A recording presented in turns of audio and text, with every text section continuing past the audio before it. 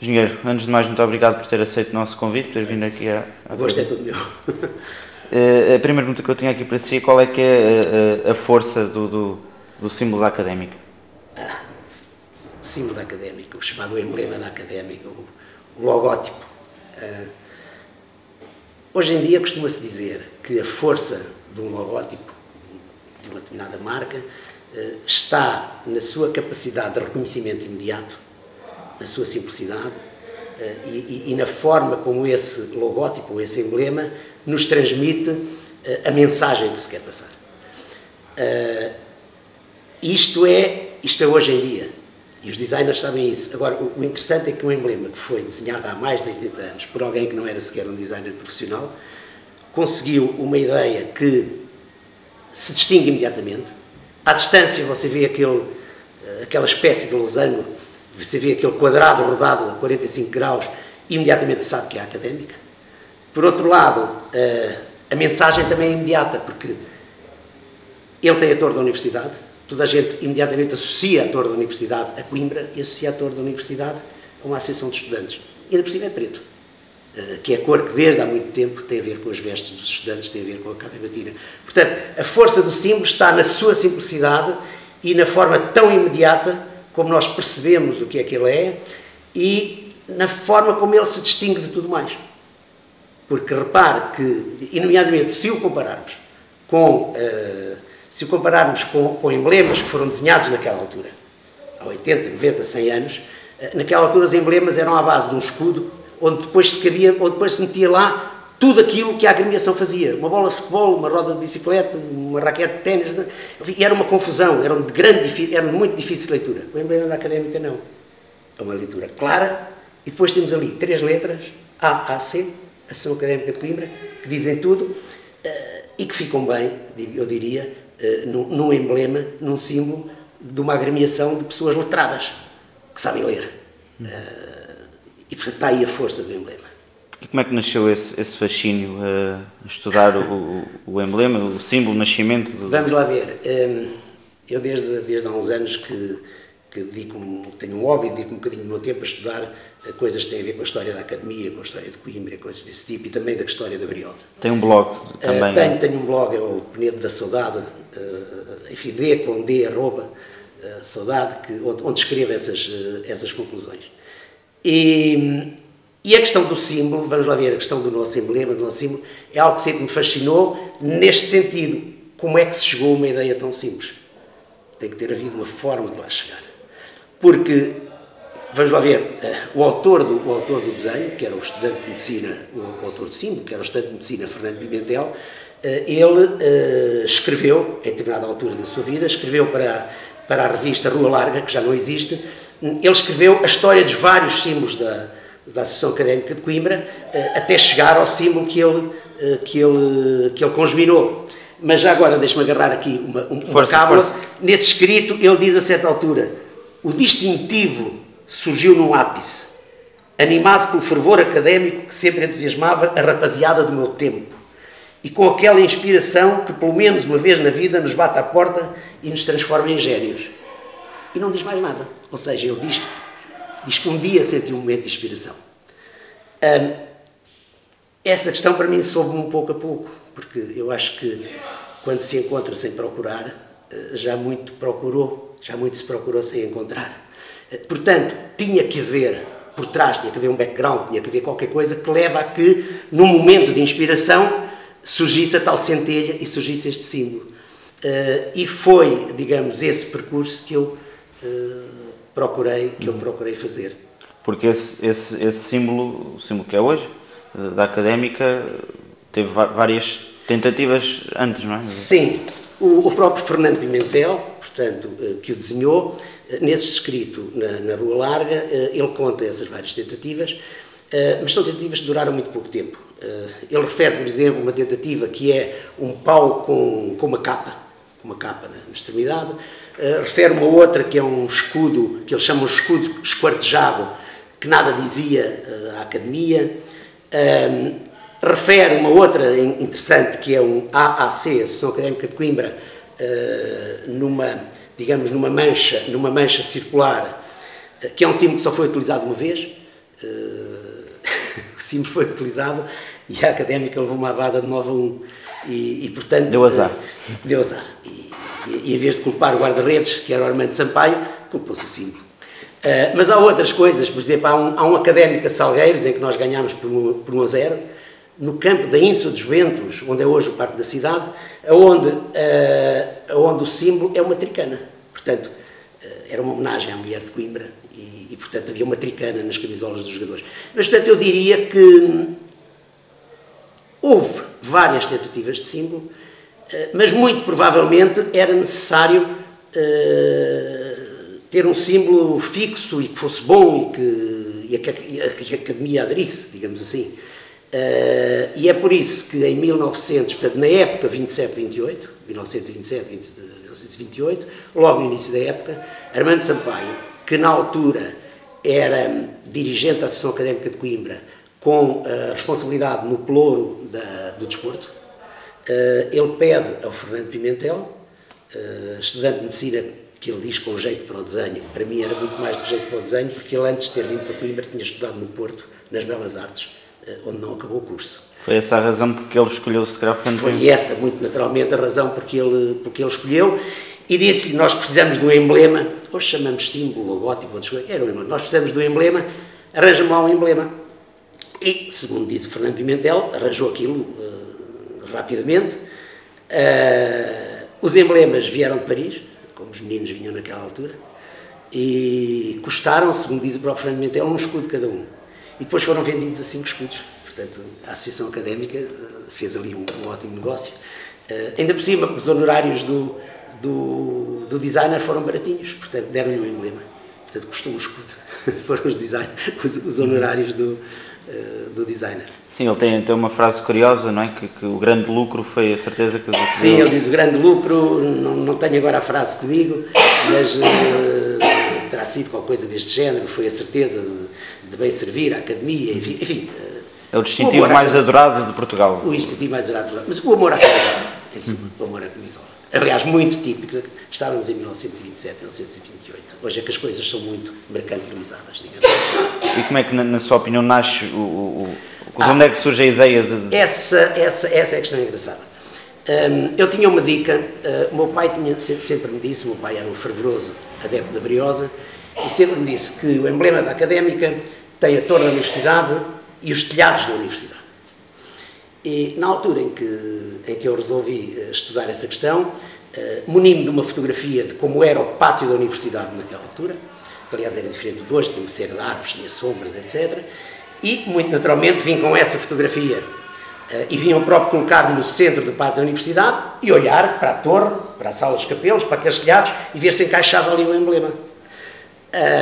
Qual não é o meu espanto? O emblema que seria possível encaixar nessa altura é um emblema exatamente ao contrário deste, ou seja, é um emblema que teria que ter a torre à esquerda e o telhado da sala dos capelos à direita. Quando nós sabemos que o nosso emblema, a torre está à direita e o telhado está à esquerda. Enfim, esta foi a primeira grande surpresa,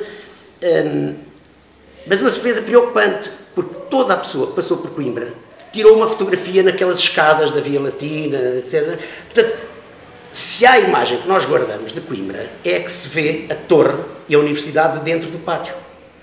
Por que razão é que o Fernando Pimentel vai buscar uma imagem que só podia ser tirada das traseiras? Bem, vou à procura dessa imagem nas traseiras e é a segunda surpresa. É que, de facto, há muito poucos locais de Coimbra onde se consiga ter essa imagem. Enfim, o relevo de Coimbra a isso conduz.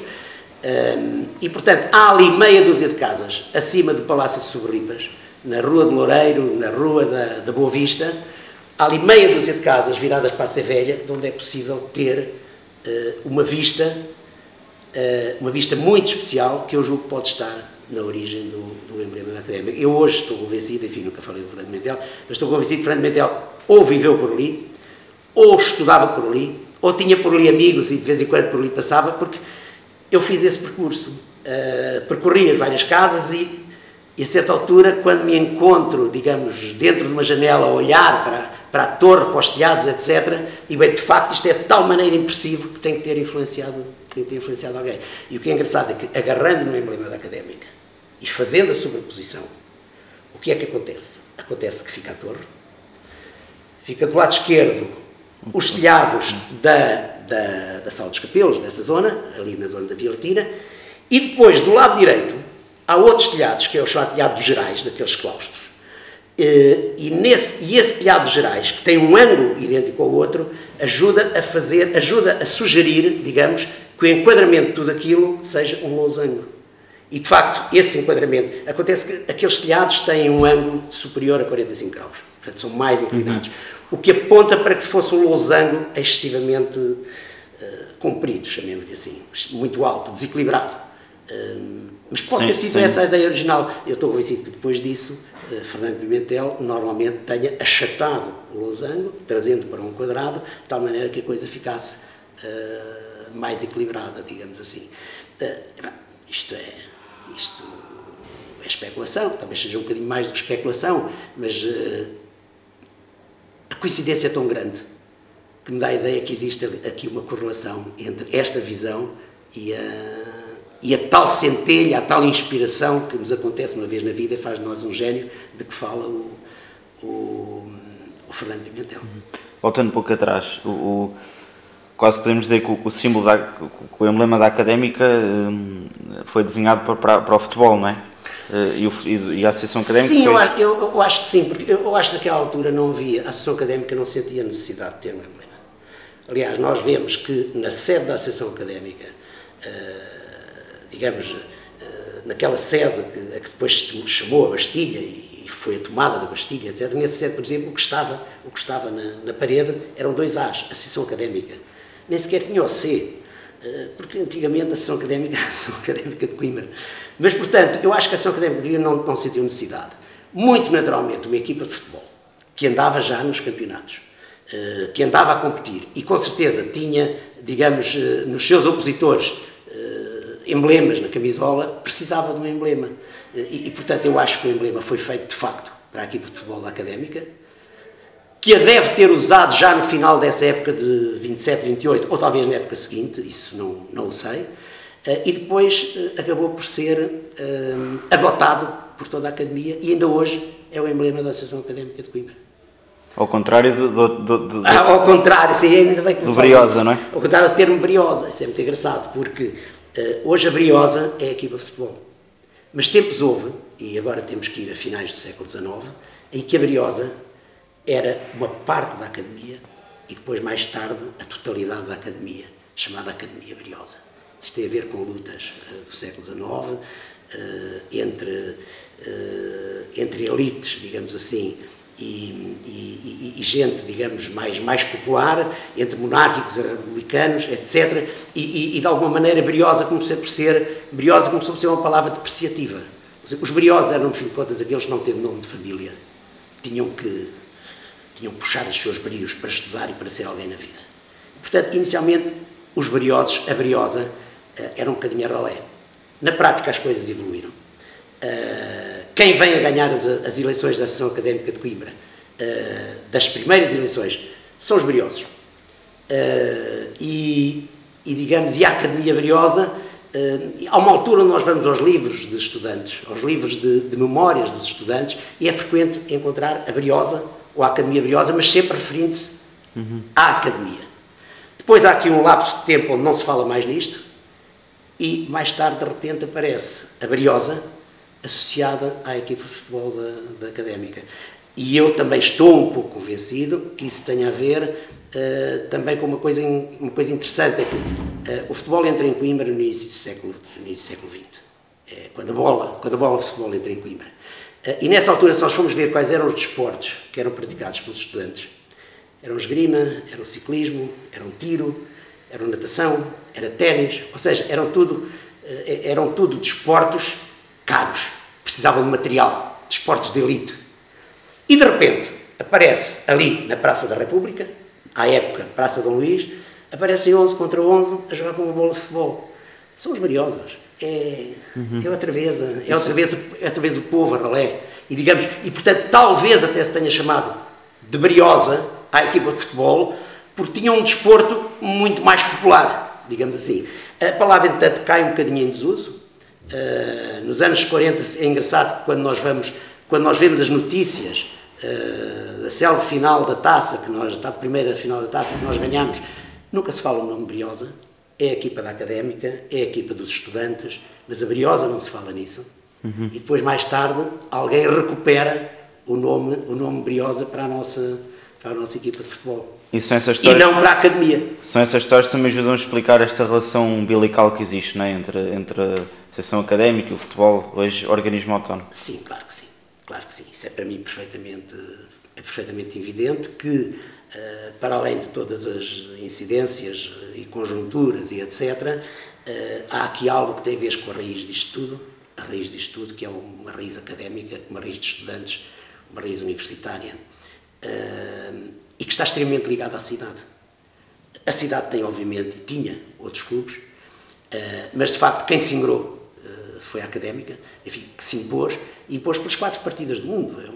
É um nome que ficou, que é absolutamente conhecido, enfim, e depois com outras tipicidades, com o próprio Fado de Coimbra, que também aparece, que também se junta. Fado de Coimbra é esse que é muito engraçado, porque Fado de Coimbra é muito inspirado no folclore da região de Coimbra e no folclore de outras regiões, folclore esse que é trazido por estudantes que vinham de todo o país e até do Brasil, dos Açores, de onde fosse estudar para Coimbra, e depois, enfim, dá-se esta questão do Fado de Coimbra, depois mais tarde da balada, que acaba por ser uma forma já mais estilizada de cantar, de fazer música, mas que se baseou, mas que se baseou também nas raízes da cidade. Portanto, Académica, estudantes, Coimbra. Do Brasil veio o FRA, não foi? O FRA. Eu julgo que sim. Vamos lá ver. Eu já vi pelo menos 2 teorias diferentes, mas elas são convergentes nisso. Ou seja, e aquela que eu acho mais credível é a que diz que, em determinada altura, havia muitos estudantes brasileiros em Coimbra. E no Brasil estávamos numa época do Getúlio Vargas, e havia uma tal Frente Republicana Académica. E esta questão da Frente Republicana Académica não era muito bem vista. E, portanto, aqui em Portugal há uma altura, agora não posso dizer os anos, mas estamos nos anos 40. Estamos nos anos 40, em que há, como sempre houve, uma questiúncula com o reitor da universidade, há uma greve, há problemas com a polícia, isso todos os 4, 5, 6 anos haviam coisas desse género, e os estudantes brasileiros começam a gritar FRA, que se pensa que fosse Frente Republicana Académica. É evidente, eu julgo que também o FRA era demasiado evidente, portanto, já agora para mascarar um bocadinho isto, FRA, FRA, FRE, FRE, FRI, FRI, mas na origem estará este FRA. Depois vão-se juntando outras coisas, o Aliquá, que hoje se diz Arriquá, terá nascido como Alequá, ou Alequá, que é um grito crioulo, vindo também do Brasil. Enfim, o Xiribitatá e o Urra já são outras variantes, mas tudo aponta em que tenha nascido pelos anos 40, não posso precisar agora a data, enfim, também tenho isso documentado, mas tudo aponta para que sim, e que a origem tenha a ver, não propriamente com o Brasil, mas com os estudantes brasileiros que estudavam em Coimbra, dos quais, enfim, um muito célebre, o Dr. Divaldo Freitas, por exemplo, que é dessa altura, que depois fez a Associação dos Antigos Estudantes de Coimbra em São Paulo. Ou seja, depois houve uma ligação muito grande entre São Paulo e Coimbra, etc. Para terminar, algo que ajuda a explicar também a força do símbolo, voltando agora ao emblema, a força do emblema é o facto de se manter praticamente inalterado, quase falta década e meia para ser centenário o emblema. Isso também ajuda a explicar. Ele mantém-se na sua essência, ainda que haja alterações ao desenho inicial, com as quais eu até lhe devo dizer que não simpatizo muito. Na altura em que o Fernando Pimentel desenha, enfim, e esse símbolo está publicado na Via Larga, e se nós formos ver, por exemplo, os cartões de futebolistas antigos, por exemplo, é frequente ver-se por aí fotografias do cartão do Isabelinha, o símbolo era algo diferente. À primeira vista é a mesma coisa, mas se olharmos com atenção, a torre é uma torre estilizada, não tem cimalha, não tem pau de bandeira, que muitas vezes fura a letra A, Portanto, é uma torre muito estilizada, apenas com a figura do relógio, sem ponteiros e 2 janelas. E essa figura de torre, para mim, tinha mais força do que aquela que é hoje utilizada no cimo. Eu julgo que, ao colocar-se mais detalhe na torre, contrariou-se um bocadinho o espírito inicial quer dizer, e Fernando Pimentel, se é coisa que ele sabia desenhar, a torre sabia com certeza. Era um homem até que vinha das belas artes. Por muito boas razões, ele a pôs como pôs, de uma forma estilizada e mais sóbria, para caber dentro do emblema. E porquê para caber? Porque recorda-se eu ter falado há pouco que ele terá, eventualmente, começado por ser um losango bastante estirado. Aí a torre cabia. Na altura em que ele tem que achatar, Ele apertou, a torre deixa de caber. E então ele estiliza a torre para ela caber lá dentro. Como lhe digo, nunca tive a oportunidade de falar com ele, entretanto ele faleceu, já há uma década, talvez mais, e portanto não houve hipótese de tirar isso a limpo, mas enfim, fica a ideia. Sr. Engenheiro, muito obrigado pelo seu tempo e continuaremos a acompanhar o seu blog para conhecer melhor essas especificidades da Académica. Foi um gosto. Muito obrigado. Obrigado.